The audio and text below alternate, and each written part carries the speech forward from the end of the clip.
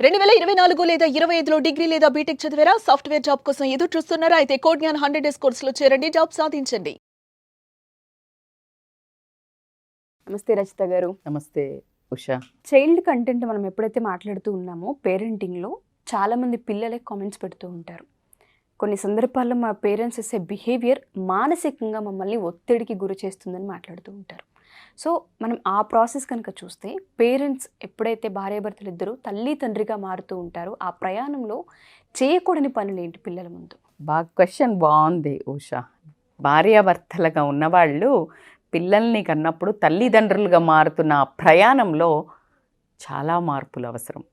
చాలా మార్పులు అంటే అసలు అది పట్టించుకుంటలేరు ఎవరు. అంటే సేమ్ యాజ్ టీజ్గా మనము భార్యాభర్తల్లాగే అని అనుకుంటున్నారు, కానీ ఆ భార్యాభర్తలు అనే పదం only when they are alone. వాళ్ళిద్దరుగా ఒక రూములో కానివ్వండి, పిల్లలు లేని సమయంలో కానీ మాత్రం భార్యాభర్తలు. ఎప్పుడైతే పిల్లలు అనే ఎదురుగా ఉన్నారో అప్పుడు వాళ్ళు ఖచ్చితంగా గుర్తుపెట్టుకోవాల్సిన ఇంపార్టెంట్ విషయం ఏంటంటే వాళ్ళ అమ్మ నాన్నలు అని. అది ఎన్నో రకాలుగా ఇంపాక్ట్ అవుతుంది. అది మనం మాట్లాడుకుంటూ పోతే మీరు అనుకునే మనం ప్రతిసారి ఒక కంటెంట్ తీసుకుంటున్నాం ఏంటి, పెద్దవాళ్ళ మాట వింటలేరు, పెద్దవాళ్ళు చెడుదారి పెడుతున్నారు, ఇట్లా బ్యాడ్ హ్యాబిట్స్కి వెళ్తున్నారు, లేకపోతే అమ్మాయిలు వెనకాల పడుతున్నారు, కొంతమంది టిప్స్ చేస్తున్నారు. ఇలాంటివి మనం చాలా తీసుకున్న ప్రతి ఒక్క కోణం వెనకాల ఈ తల్లిదండ్రుల ఒక ప్రవర్తన ఉంటుంది. అందులో ఎటువంటి డౌట్ లేదు. మనం అనుకోవచ్చు అసలు తల్లిదండ్రులకు అది ఊహకు కూడా తల్లిదండ్రులకు కూడా మెన్షన్ చేయద్దు, అది భార్యాభర్తలకు ఒక ఊహ కూడా ఉండదు వాళ్ళకి అది ఇంపాక్ట్ పడిందా అని. ఎందుకంటే పిల్లలకి అలా కూర్చున్న ఆ పసి మనసులలో వాళ్ళకి అసలు ఏంటంటే ఓన్లీ హోల్ ప్రపంచమంతా అమ్మ నాన్న, వాళ్ళకి ఇంకే ప్రపంచం ఉండదు. వాళ్ళు మంచి చేస్తే మంచి, వాళ్ళు చెడు చేస్తే చెడు, వాళ్ళు ఏం మాట్లాడుతున్నారు, ఎలా బిహేవ్ చేస్తున్నారు, వాళ్ళది ఇంబైబు చేసుకోవడం అనేది 70% జరుగుతుంది. అబ్బా, సైకాలజీ రీసెర్చెస్ ప్రకారం కానీ నువ్వు తీసుకున్నా, మీరు అనుకో చాలామంది మంచి అమ్మా నాన్నలు ఉన్నా కూడా చెడిపోయిన పిల్లలు ఉన్నారు అని అంటే అది కొంచెం జనరలైజ్డ్గా కొంచెం పక్కన పెడితే వాళ్ళకి చెడు సావాసము, ఫ్రెండ్స్ తోటి ఎక్కువ టైము స్పెండ్ చేయడం వల్ల వచ్చిన అవి. కానీ కంటెంట్ తీసుకుంటే 70% తల్లిదండ్రులదే. లెట్ మీ టేక్ ఇవాళ ఒక చిన్న ఇన్సిడెంట్ జరిగింది ఉషా. మా ఇంట్లోనే ఏదో నేను వరలక్ష్మి పూజ గురించి మాట్లాడుతుంటే మా పాప యూఎస్లో ఉండి నేను కూడా చేసుకుంటాను ఇలా ఈసారి కట్టిన శారీ నెక్స్ట్ సారి కడతానంటే ఐ వాజ్ షాక్డ్. ఎందుకంటే తను అసలు కూర్చో అని చెప్తే కూడా ఆ టైంలో చాలా ఇష్టం, ఎందుకంటే కొత్త బట్టలు కుట్టిస్తాను వరలక్ష్మి పండగ అంటే లంగా ఓని కుట్టిస్తాను, చాలా ఇంట్రెస్టింగ్ ఉండేది. నేను అక్కడ ఉంటే బాగుండు, నేను మిస్ అవుతున్నా అని ఈరోజు మార్నింగ్ కాల్ చేసి నేను కూడా అలానే చేస్తానంటే నువ్వు కూడా అలా చేస్తా అంటున్నావు అంటే, అమ్మ నువ్వు ఒక స్టాండర్డ్ సెట్ చేసావు కదా. I was shocked and you asked the right. అంటే అదే క్వశ్చన్ అడగడం నాకు భలే అనిపిస్తుంది. అంటే మనం ఏం చేస్తున్నామో వాళ్ళకు తెలియకుండా వాళ్ళకు కొన్ని ఇంప్రింట్స్ జరుగుతాయి అన్న విషయం మీరు కరెక్ట్గా అడిగారు. నాకు కూడా ఇప్పుడే గుర్తొచ్చింది. చచ్చినా కొట్లాడుకోకూడదు అంటే చాలా కష్టం ఉషా. ఖచ్చితంగా అందరినీ నేను అర్థం చేసుకుంటాను భార్యాభర్తలకు. ఎందుకంటే ఇల్లు నడపాలి, సంసారం నడపాలి, పిల్లలు హోంవర్క్ చేయరు, ఒకళ్ళ మీద ఒకళ్ళు వేసుకుంటారు. నువ్వు చేయబట్టే ఇలా తయారయ్యాడు, అది రాంగ్. ఎప్పుడైతే నువ్వు ఆ వర్డ్ అన్నావో మీ ఇద్దరు ఒక టీం కాదని తెలిసిపోయింది వీళ్ళకి. డెలిగేట్ అండ్ రూల్ ఫాలో అవుతారు. ఇదే ఫాలోయింగ్ సేమ్ ఫ్రెండ్స్ దగ్గర పాలిటిక్స్. నువ్వు ఇక్కడ నేర్పేదే ప్రతిదీ రిఫ్లెక్ట్ అవుతుంది ఉషా. చాలా మైండ్లో వాళ్లకు నేర్పే అమ్మే ఆది గురువు, తండ్రి ఇవన్నీ ఏంటి అంటే మంచికి చెప్పారు. మన దాంట్లో ఇప్పుడు ఎప్పుడైనా తల్లి ఏదైనా ప్రాబ్లం చేస్తే ఇట్లా కొట్టపోయిందనుకో తల్లి వచ్చేసి ఆపేస్తుంది, లేకపోతే వాళ్ళిద్దరు తిట్టుకుంటారు, నువ్వెందుకు కొడుతున్నావు, నీకెందుకు కొడుతున్నావు, నీకెవడు హక్కు ఇచ్చాడు. అసలు వీళ్ళు ఇక్కడ సేఫ్, ఇద్దరు మధ్యలో కూర్చొని మంచిగా చూస్తుంటారు ఎవరు అమ్మది తప్ప నాన్న. అంటే వీళ్ళకి గేమ్ అయిపోయింది. ఇంకొకటి అమ్మ ఇష్టమా నాన్న ఇష్టమా, నీకే కొడుకు ఇష్టం, ఏ కూతురు ఇష్టం, ఈ లాంగ్వేజ్ అంతా ఫస్ట్ మన లైఫ్లో రూల్డ్ అవుట్ చేసే క్వశ్చన్స్. నీ కడుపులో నుంచి పుట్టిన ఇద్దరు పిల్లలు ఇద్దరికి ఇష్టం ఉంటుంది, కన్నందుకు ఇద్దరు అమ్మ నాన్న ఇష్టం. అమ్మకి తండ్రి అంటే ఎంత కోపమన్నా ఉండనియండి భార్యకి భర్త మీద, పిల్లల ముందు మాత్రం నువ్వు రెస్పెక్ట్ చేయాల్సిందే బై డిఫాల్ట్. అప్పుడే వీళ్ళు రెస్పెక్ట్ చేస్తారు. ఎగ్జాక్ట్లీ. అదే తల్లిని ఏమైనా వచ్చి ఇచ్చి ఏమండి అంటే నీకు తెలీదు, వీడు రేపు నేర్చుకుంటాడో హే భార్య అంటే పని మనిషా, ఇలా చెయ్యాలా. రేపు పొద్దున వీడు కాస్త మొనగాడు కాగానే తల్లి నేపే నీకేం తెలీదు. ఇది తండ్రి రోజువారీగా నేర్పే పాఠం. అది గౌరవించాలా అవమానించాలా అనేది ఈ తల్లి తండ్రి నేర్పేవే జరుగుతున్నాయి ఇక్కడ. కానీ వాళ్ళకి తెలియంది ఏంటంటే ఒకళ్ళకొకళ్ళే రాంగ్ కోచింగ్ ఇచ్చుకుంటున్నారు పిల్లలకి అనేది తెలియట్లేదు. ఇక్కడ గమనించాల్సింది మాత్రం ఎట్టి పరిస్థితుల్లో ఒక లాంగ్వేజ్, చాలా ఫౌల్ లాంగ్వేజ్ యూజ్ చేస్తుంటారు మగవాళ్ళు. ఏది పిల్లల ముందు చాలా చెడ్డ మాటలు వాడటం వల్ల ఒకటి ఖచ్చితంగా వాళ్ళ మీద ఇంప్రెషన్ పోవడం అయితే బై డిఫాల్ట్ అండి.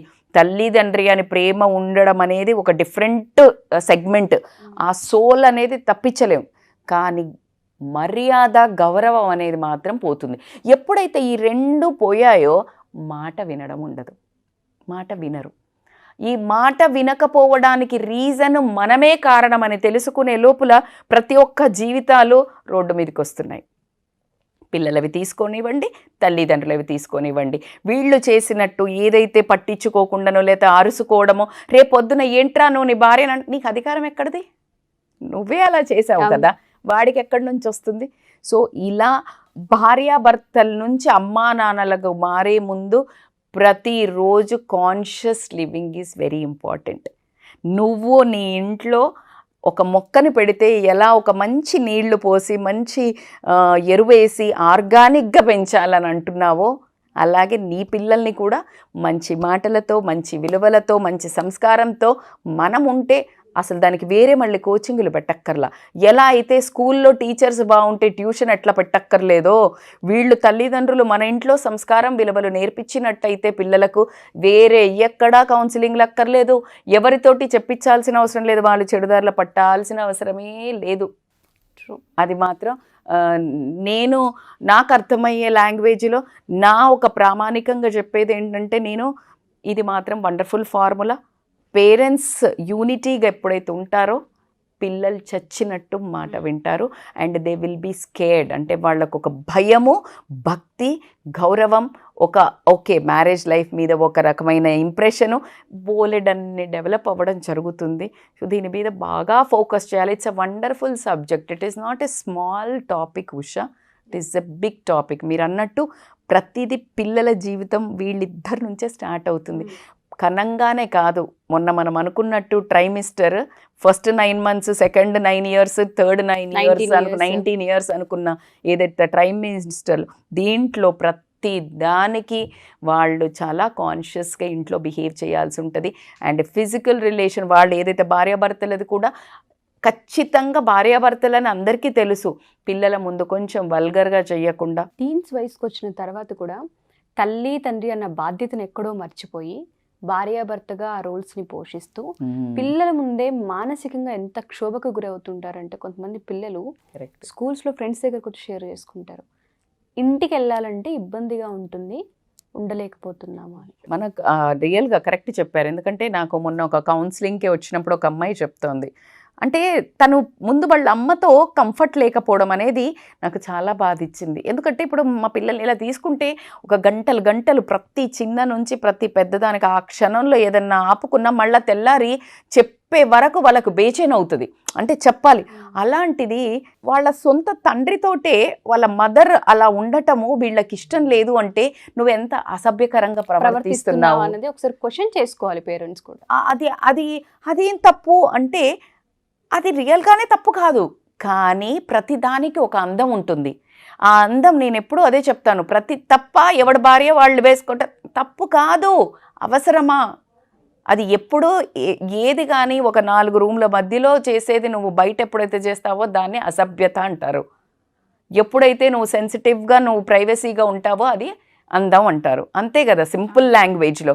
సో నువ్వు ఆ పిల్లలకు హార్మోనల్ చేంజెస్ జరిగేటప్పుడు నువ్వు చేసే అలాంటి అసభ్యకరమైన ప్రవర్తన యాజ్ ఎ భార్యాభర్తలు అమ్మానాన్నలు ప్రవర్తించినప్పుడు వీళ్ళకి ఏం జరుగుతుంది? వాళ్ళ హార్మోనల్ ఇంబ్యాలెన్సెస్, దాన్ని వాళ్ళు బ్యాలెన్స్ చేసుకోవడానికి చేసే తప్పు పనులే ఈ చాలా రకమైన అసభ్యకరమైన things Exactly. బయటికి వెళ్ళి వాళ్ళు ఎత్తుక్కోవటం కానివ్వండి, అడిక్షన్స్ కి లోన్ అవ్వడం addiction కానివ్వండి, లోని రకరకాలుగా ఇవ్వండి. ఉంటుంటుంది. ఎందుకంటే వీళ్ళకి సభ్యత తెలియదు కదా, ఇది ఓకే అని జస్టిఫై చేసుకోవడానికి వాళ్ళకు ఒక మంచి ఛాన్స్ దొరికింది. ఛాన్స్ దొరుకుతుంది. కానీ చాలా ఫోకస్ చేయాల్సిన పాయింట్ వాళ్ళు మాట్లాడడానికి కానీ మీరు అన్నట్టు ఆ వెనకేసుకొచ్చుకోవడం కానీ అమ్మ నాన్న ఒకే జట్టు అని ఏ రోజైతే పిల్లలకి మెసేజ్ వెళ్తుందో, ఆ అమ్మని నాన్న గౌరవిస్తాడో నాన్న అమ్మని గౌరవిస్తుందని ఎప్పుడైతే మెసేజ్ వెళ్తుందో, సొసైటీలో ఈ హ్యూమిలియేషన్ కానీ అమ్మాయిల్ని తక్కువ చూడటం కానీ అబ్బాయిల్ని ఇలా చెడుగా అనుకో ఇవన్నీ రూపుమాపించుకుపోతాయి. దీనికి ఖచ్చితంగా మనలాంటి ఇలా మీ ప్లాట్ఫామ్ లాగా ఒక మంచి కంటెంట్ అడిగా ఉషా, ఐఎమ్ రియల్లీ ప్రౌడ్. ఇందులో ఇంత దాగుంది అన్న విషయం పేరెంట్స్కి ఇప్పుడన్నా అర్థమవుతుంది.